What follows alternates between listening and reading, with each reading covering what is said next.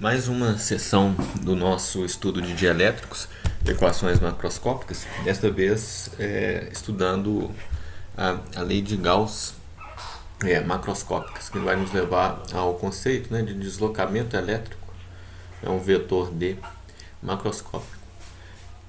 Então, o que a gente tinha visto, né, era que quando a gente fazia um modelo fenomenológico para o estudo de elétricos, o que a gente tinha era o aparecimento de cargas ligadas, uma densidade de carga ligada, que era dada na sua versão volumétrica pela divergência do vetor de polarização, e uma densidade superficial de carga ligada, que era dada pela projeção da polarização na normal.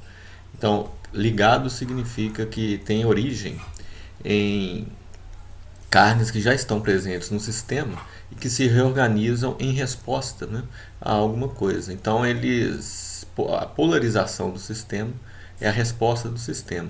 E essa resposta cria densidades efetivas de carga ligada.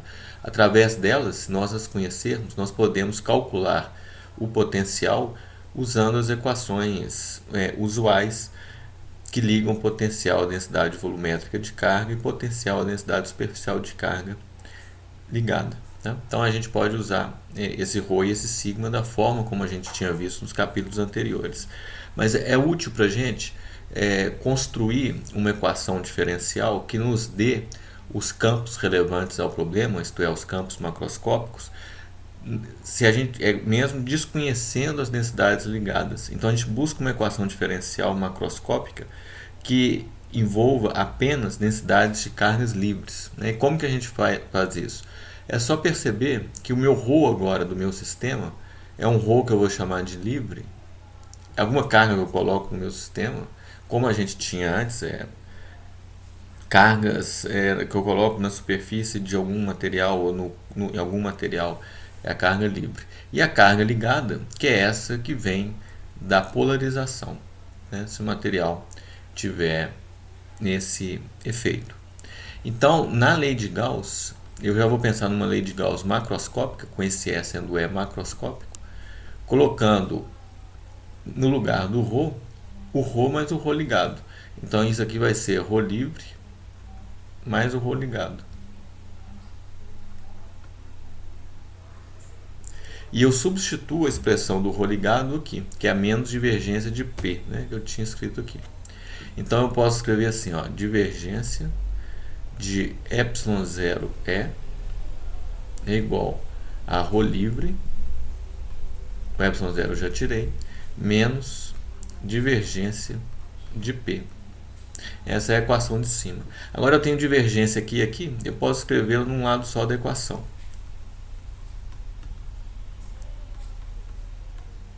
E deixo do lado direito apenas a densidade de carga livre. Essa é uma quantidade normalmente especificada nos problemas.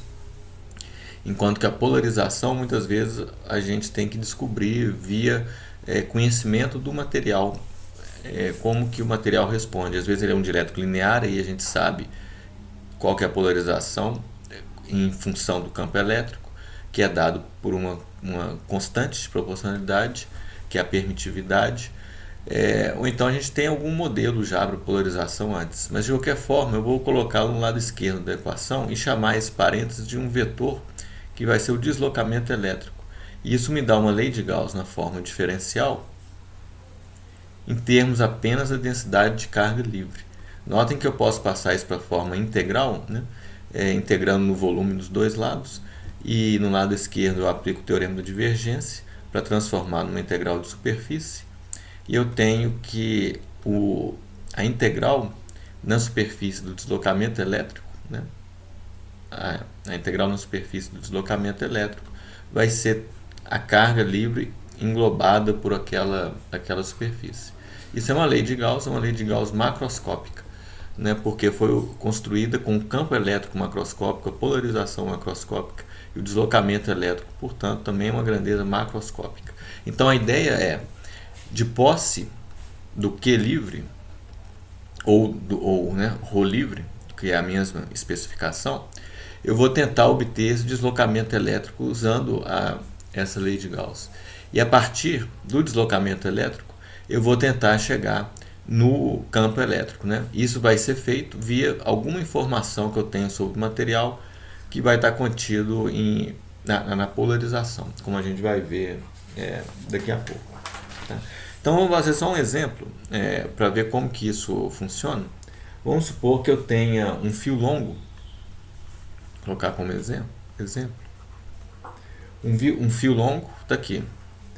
Só para a gente saber o que é uma carga ligada e uma carga livre, né?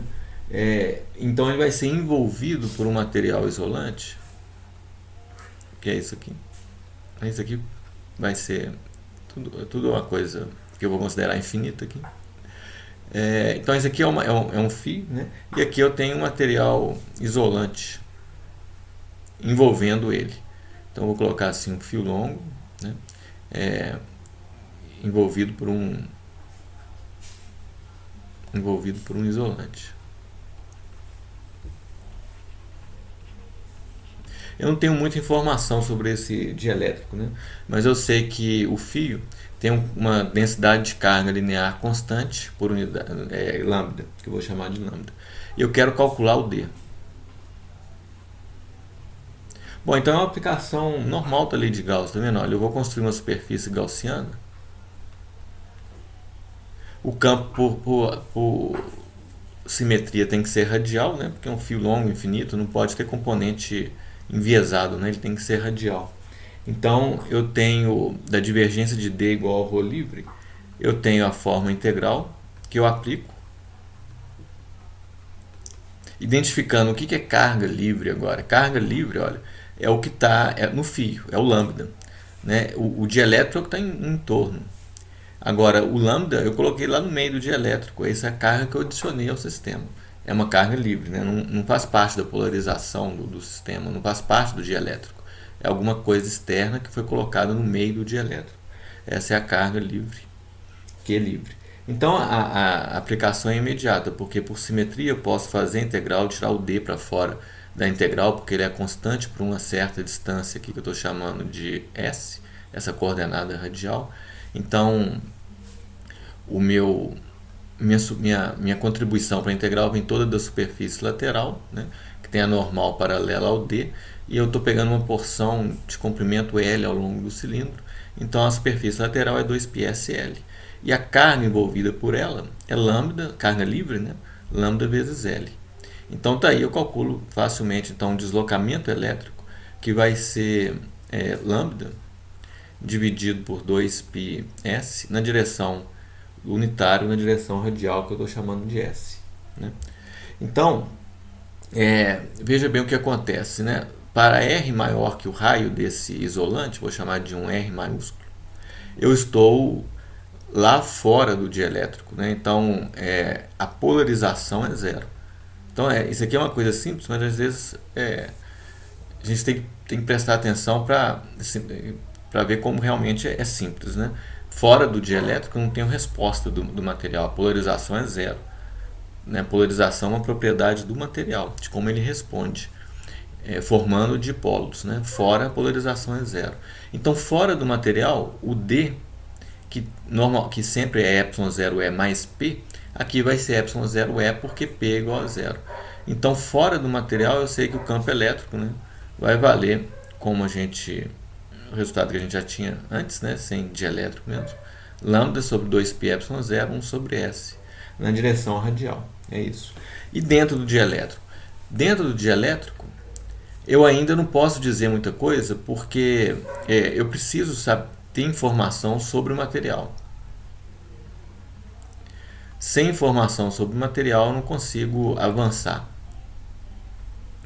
A informação sobre o material que eu preciso é como ele cria essa polarização, como a polarização se comporta. Ele é um material linear, ele tem uma polarização independente de quaisquer campos que vão aparecer ali, dada. Então eu preciso saber essa informação, né? Sem conhecer a polarização, eu não posso seguir muito nesse problema. Tá? Então esse é um exemplo do que a gente tem visto. Então essa equação, vou só fazer um comentário aqui para terminar.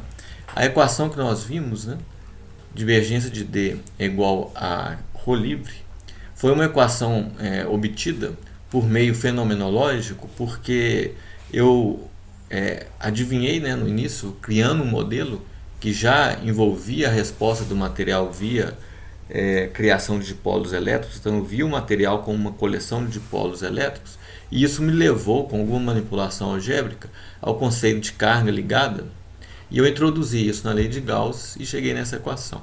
A rigor, o que nós temos é o seguinte, né? Eu vou colocar aqui a rigor. O que eu tenho é uma equação microscópica, que vai ser a divergência de E, vou colocar o E minúsculo para lembrar que ele é microscópico, é igual a um ρ micro. Isso que nós temos é uma lei a lei de Gauss é essa, né? Essa é uma lei válida, não é errado. Porém, se eu resolvê-la, eu vou obter um E que carrega as propriedades microscópicas da densidade de carga. Por exemplo, uma variação espacial muito intensa, né, da ordem de espaçamento atômico. E eu não vejo isso nos experimentos, porque as minhas sondas fazem uma média desse campo e suavizam ele. Eu obtenho então um campo macroscópico. Essa foi a nossa motivação desde o início. Então, a rigor, o que eu tenho que fazer é uma média espacial desse vetor, dessa equação. Então eu faço a média do lado esquerdo, colocar o ε0 para cá, e a média do lado direito. Quando eu faço essa operação de média, eu mostro que ela comuta com operadores de diferenciação espacial e também temporal. Então eu posso escrever a média da divergência como a divergência da média desse campo. E a média desse campo eu chamo do meu E maiúsculo, que é isso aqui. E aí, o ponto que normalmente é discutido em cursos mais avançados é como fazer essa média da densidade de carga microscópica. Eu expresso essa densidade com uma série de funções delta de Dirac, localizada em cada carga de cada molécula que faz parte do meu sistema. E aí, eu naturalmente sai daqui uma expansão multipolar daquele sistema. E a parte de dipolos sai da forma divergência de P com sinal negativo. Então, naturalmente, isso sai desse processo de média, né, mais algumas coisas. E aí eu ponho isso, além de essa condição de dipolo, além de um termo que vai ser o ρ livre que eu já tinha. Então, essas coisas saem da média espacial daqui. Então, eu sou levado, naturalmente, à definição de um vetor que vai ser o ε0E mais P, que eu chamo de D, e que em termos do qual eu tenho uma equação diferencial que fica em função apenas da densidade de carga livre. Então isso é feito com médias espaciais. Mas o importante disso tudo é que a média espacial então faz a passagem do micro para o macro. No nosso caso, nós fizemos com um modelo fenomenológico, mas tivemos o resultado que vinha de um processo mais rigoroso de médias espaciais. Então, em seguida, o que a gente vai ver é como especificar as propriedades do material, em alguns casos, dando a polarização como uma função linear do campo elétrico, aí eu definir materiais dielétricos lineares, e aí eu consigo resolver problemas como o que eu tinha feito antes, até o final, até achar realmente o campo elétrico macroscópico dentro e fora do material. É o que a gente vai fazer em seguida.